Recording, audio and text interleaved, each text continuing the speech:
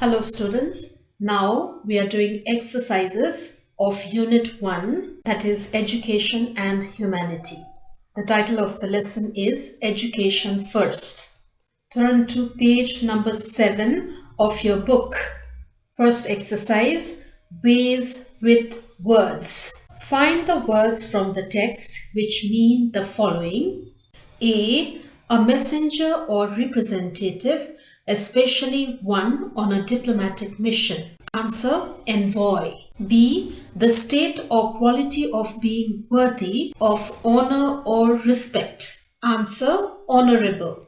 C, harm done to someone in response to harm. Answer, revenge. D, a person who holds extreme views in political or religious matters. Answer, extremist. E, sympathetic pity and concern for the sufferings or misfortunes of others. Answer, compassion. F, a person who is believed to speak for God. Answer, prophet. G, the study of the nature of knowledge, reality and existence. Answer, philosophy. H, the use of physical force so as to injure, abuse, damage or destroy. Answers are either violence or brutality. I, an unreasonable dislike of a particular group of people or things. Answer, racism. Now let's move on to number B. Match the words on the left with their opposite meanings on the right. Opposite of honor is disagree. Opposite of innocent is guilty. Opposite of brutality is kindness. Opposite of forgiveness is punishment. Opposite of illiteracy is literacy. Let's leave number C, the dictionary part. Now let's go to comprehension. Answer the following questions. Question A. Why did the speaker receive thousands of good wishes cards and gifts from all over the world? Answer. The speaker received thousands of good wishes cards and gifts from all over the world for her fast recovery and a new life. On the 9th of October 2012, the Taliban had shot her on the left side of her forehead. She was quickly taken to a hospital in London and was being treated there. B. According to the speaker, what are hundreds of human rights activists and social workers struggling for? Answer. According to the speaker, hundreds of human rights activists and social workers are struggling to achieve their goals of education, peace and equality. C. What has she learnt from Gandhi? Answer. From Gandhiji, she has learnt the philosophy of non-violence. D. In what sense is peace necessary for education? Answer. Peace is necessary for education. In many parts of the world, wars and conflicts stop children from going to their schools. E. According to the speaker, what are the main problems faced by both men and women? Answer. According to the speaker, the main problems faced by both men and women are poverty, ignorance, injustice, racism, and the deprivation of basic rights. F. What is Malala calling upon all governments? Malala is calling upon all governments, upon all the world leaders, that all the peace deals must protect women and children's rights. All governments should ensure free compulsory education for every child all over the world. All governments should fight against terrorism and violence to protect children from brutality and harm. G. What is the main message of this speech? The main message of this speech is, as education is the most powerful weapon, so education should be provided to all. Education first. Students, अब यहाँ critical thinking मा तीनटा क्वेशन्सहरु दिएको छ र critical thinking को क्वेशन्सहरु solve गर्दा जहिले पनि क्वेशनलाई राम्रोसँग पढेर बुझ्नु पर्छ। क्वेशनमा के सोधेको हो त्यो कुरा राम्रो बुझियो भने मात्र त्यो क्वेशनको आन्सर तपाईले लेख्न सक्नुहुन्छ र प्रायजसो क्रिटिकल थिंकिङ सँग रिलेटेड क्वेशन्सहरुको आन्सर गर्दा प्रायजसो आफैले सोचेर डीप थिंकिङ गरेर आफुलाई लागेको कुराहरु लेख्ने हो। आफ्नो आइडियाज, थट्स, व्यू पोइन्ट्स र ओपिनियन्सहरु एक्सप्रेस गर्नु हो। क्रिटिकल थिंकिङ सँग रिलेटेड क्वेशन्सहरुको आन्सर गर्नु गाह्रो छ, तर स्टुडेन्टले एकदमै मेहनत गरेर क्रिटिकल थिंकिङ सँग रिलेटेड क्वेशन्सहरुको चाहिँ आन्सर लेख्ने बानी गर्दै गयो भने उसको इंग्लिशमा पावर अफ एक्सप्रेसन एकदम बढ्दै जान्छ र क्रिएटिभ थिंकिङ पनि गर्न सक्ने हुन्छ स्टुडेन्ट्स। यदि तपाईहरुले विषयवस्तुलाई साच्चै राम्रोसँग बुझ्ने हो र आफूले बुझेको कुराहरुलाई राम्रोसँग सेल्फ एक्सप्रेसन गर्ने हो भने यो क्रिटिकल थिंकिङ अन्तर्गत पर्ने क्वेशन्सहरुलाई अभोइड नगर्नुस् है। यस युनिट 1 मा क्रिटिकल थिंकिङ अन्तर्गत 3 वटा क्वेशन्सहरु छन्। Question A, all children have the right to quality education. How can we ensure this rights to every child? Discuss the role of the government and the parents to make sure that every child can attend school. Before answering this question, try to understand what it is asking for. I have tried to answer every question in my own way, but this is not the final answer, okay? You have to do the critical thinking and find out the answers to these questions yourself. So my answer to this question would be, students, for your help and guidance, I'm trying to give you 10 examples. To this, you can add up your own answers or ideas as well. Alright? Point number 1. When a baby is born in a country, his or her birth date, birth time, place, parents' name, and all other required details are registered to the government, and the baby's birth certificate is made by the government. This has been made mandatory. A child cannot be admitted to a school today without his birth certificate. We all know this. So government has full date and information of how many babies, that is sons and daughters, are born in the country in a year. So government can take the responsibility to make sure that each baby is admitted to schools when they are ready to go, by sending their representative to visit the parents. Then they can pursue the parents likewise. Point number 2, government can invigilate both government and private schools to find out whether quality education is being given to the children. Point number 3, certain criteria should be fixed by the government for maintaining quality education in schools. Like, for example, a child 5 years old should be able to recognize English and Nepali alphabets and should be able to count till 100. This is just an example. If government fixes certain criteria, that will be strictly followed by the schools, and this will benefit the students.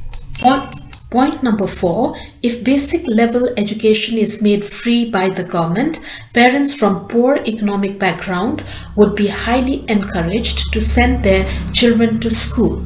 Point number 5, not only education, uniforms and also books and all stationery items should be provided by the government. Then only children from poor economic background can highly benefit from this kind of policy.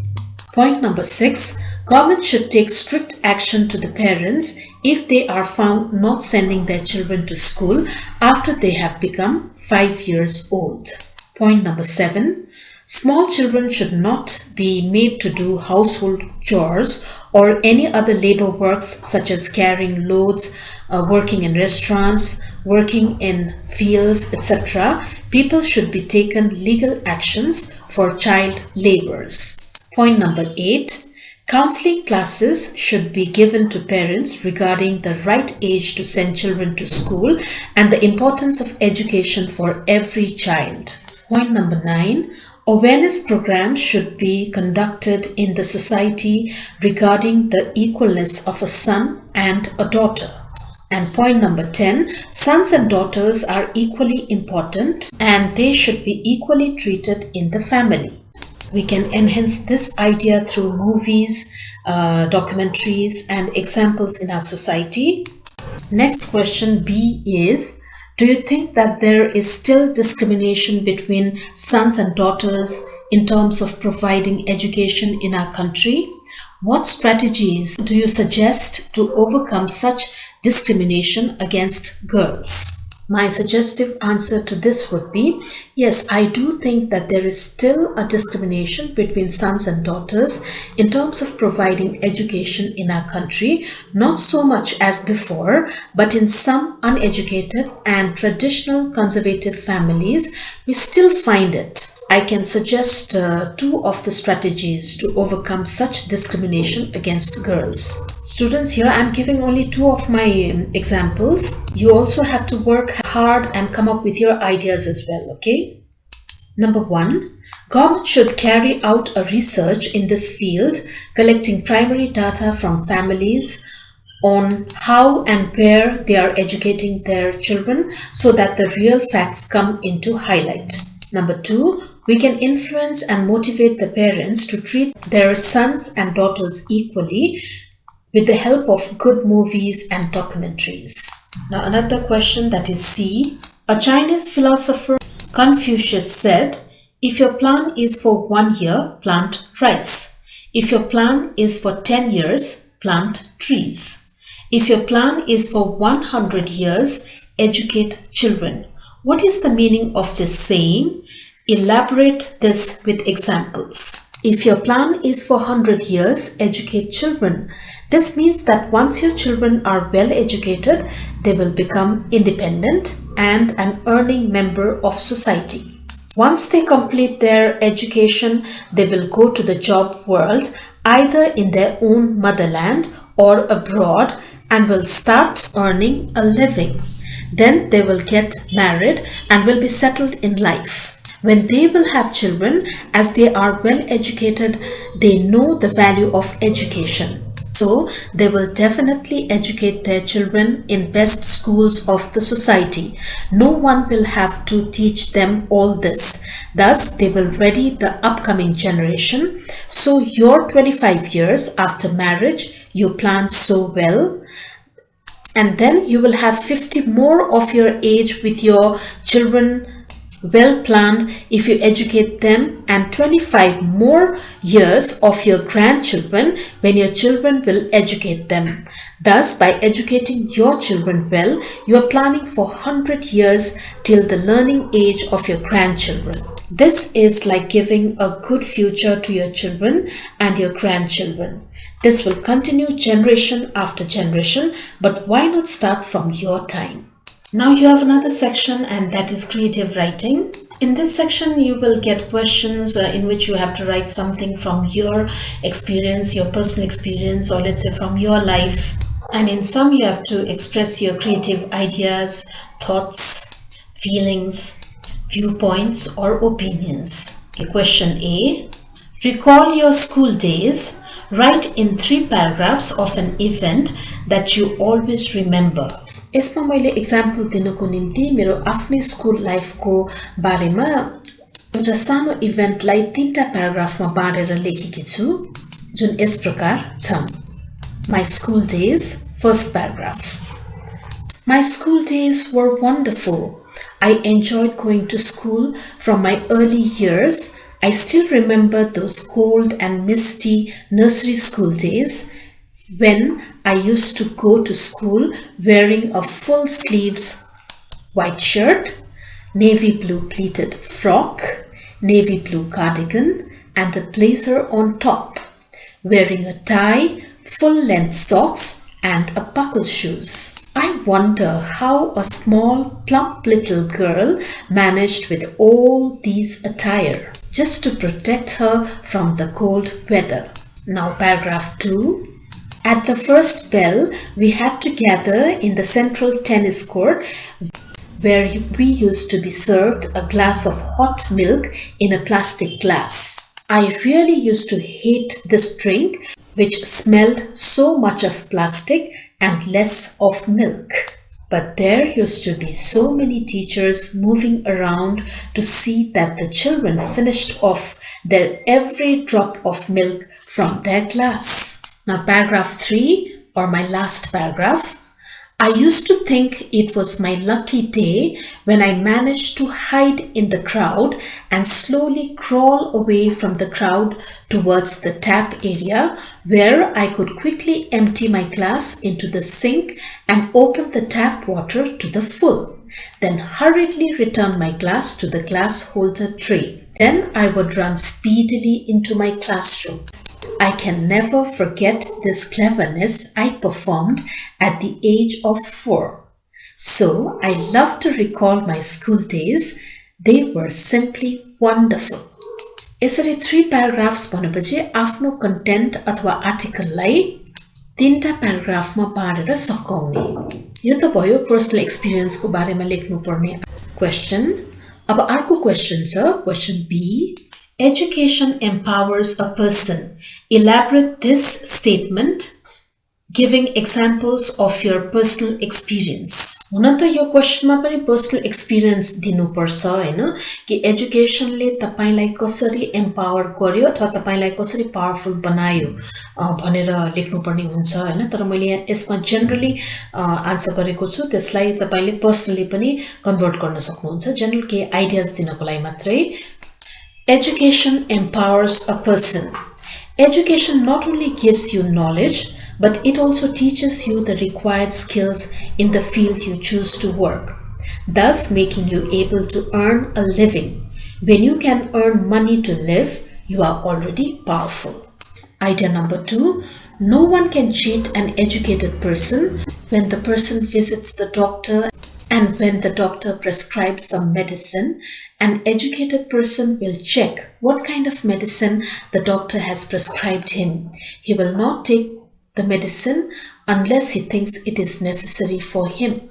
Idea number 3. When an educated person goes to the market, he will read the label of products, look for expiry dates, quality of products, and will compare its prices. It is difficult to hack an educated person. Idea number 4. By chance, if he is hacked or cheated, he will take an immediate action, whether it's legal or formal. Idea number 5. The general people respects the educated people. Educated people have great name, fame, and reputation in the society. This money cannot buy. Also, no one can steal the knowledge you have. It is the wealth that no one can steal from you. So, education will make the person powerful or will empower the person. यसलाई तपाईले आफ्नो personal एक्सपिरियन्सहरुमा convert गरेर के राम्रो एक्जाम्पल्सहरु दिएर answer लेख्न सक्नुहुन्छ. So that's it students, we have come to an end. Thank you.